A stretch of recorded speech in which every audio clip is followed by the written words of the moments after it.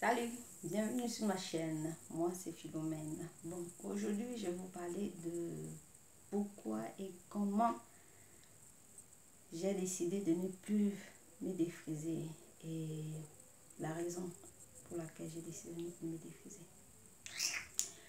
Mais bon, vous savez, quand on est petite ou quand on est jeune, quand c'est nos parents qui prennent soin de nous, ils ne veulent pas qu'on se défrise. Ils ne veulent même pas entendre parler du défrisage.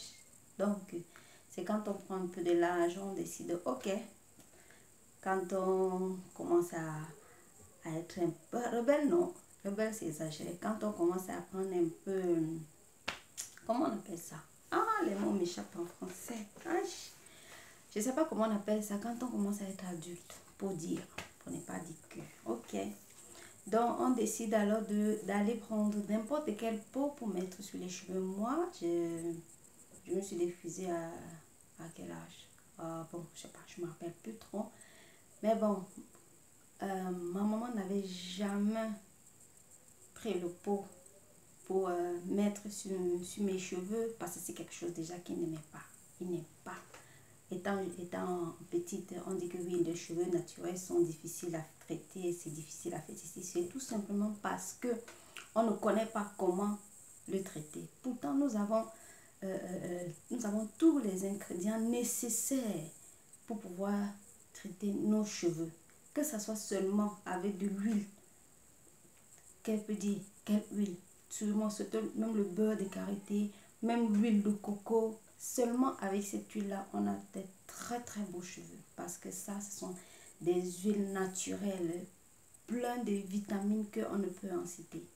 On peut en citer peut-être moi.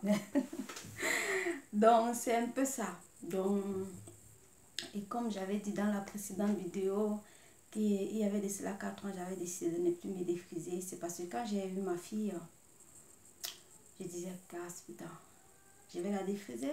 Non, elle est petite, c'est vrai, mais je pensais déjà comment faire pour qu'elle-même ne puisse pas venir demain se défriser comme moi je l'ai fait. Donc, j'ai donc décidé de ne plus, moi-même en personne, de ne plus me défriser. Comme ça qu'elle puisse prendre un exemple sur moi. De ne plus me défriser et que demain, elle puisse...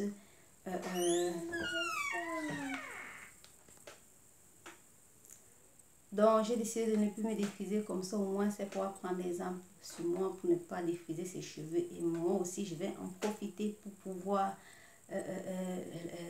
pouvoir maintenir ses cheveux naturels et très jolis. Parce que nous, là, on a des très, très beaux cheveux. C'est parce qu'on ne veut pas... On est fixé sur les cheveux artificiels. Et pourtant, les cheveux artificiels, c'est pas ça. C'est vrai, les gens vont mettre les cheveux artificiels, seront très beaux. Par contre, si on maintient nos propres cheveux naturels là, et qu'on les entretient, elles sont très beaux. Et elles sont très très bons. Mais bon, comme je disais, j'ai décidé alors aussi par rapport à ça, comme ça ma fille, demain ne prend pas la décision de se défriser comme moi j'ai fait. Espérons, je le souhaite beaucoup qu'elle puisse le faire. Mais bon, donc quand j'ai décidé donc et pour elle j'ai fait un traitement vraiment spécial comme j'avais dit dans la vidéo précédente. Elle a les problèmes de cuir chevelu. Je fais un traitement spécial, donc c'est ça qui m'a encore poussé à vouloir à vouloir garder les cheveux naturels, à vouloir entretenir ses cheveux, prendre, et c'est ça aussi, ça m'a donné une passion pour les cheveux naturels. Je suis très contente, mais quand je parle de ça, je suis, comment dire, oh. Les cheveux naturels, franchement, c'est très beau. Si on l'entretient, c'est magique. Nous, on a les très beaux cheveux.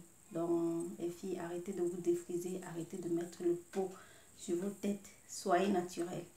Soyez naturels et prenez soin de vos cheveux. Il ne suffit pas de grand chose. Il suffit juste d'avoir les ingrédients qu'on a tous les jours à la maison. On n'a pas besoin d'aller acheter des produits cosmétiques qui coûtent tellement cher. Parce qu'en allant acheter même ces produits cosmétiques-là, ça ne fonctionne pas pour nos cheveux. parce que les produits cosmétiques qu'on fait, c'est pour les cheveux, disons quoi, pour les cheveux des blancs. Donc, parce que quand ils font, ils ne mettent pas aussi pour nos cheveux. C'est vrai que tu peux tomber sur un produit cosmétique que oui, tu peux dire que ça marche pour tes cheveux. Mais dans notre propre maison, à la cuisine, là, on a les produits qui peuvent nous aider à améliorer nos cheveux. Même si nous prenons seulement même l'exemple sur l'huile d'olive. L'huile d'olive est très nutrient pour nos cheveux et aussi pour la peau. C'est vrai qu'il y a différentes qualités d'huile d'olive. Il faut choisir la bonne qualité. Pas les huiles d'olive qu'on a mélangées. Il faut choisir la bonne qualité. Elles sont très bien pour nos cheveux aussi. Et en passant, je dirais aussi, ok, si vous avez le romarin, ça, je sais pas comment je peux appeler ça, c'est une herbe, je sais pas comment je peux appeler ça. Ici, c'est comme un condiment. Vous pouvez aussi faire l'huile de ça, qu'elle est très efficace, c'est très bonne, c'est un peu, donc c'est un peu ça. Ça, c'est pour moi que je l'ai fait. L'huile de romarin. Je suis en train de faire un traitement pour moi. Je l'applique sur mon cuir chevelu 2 fois par semaine.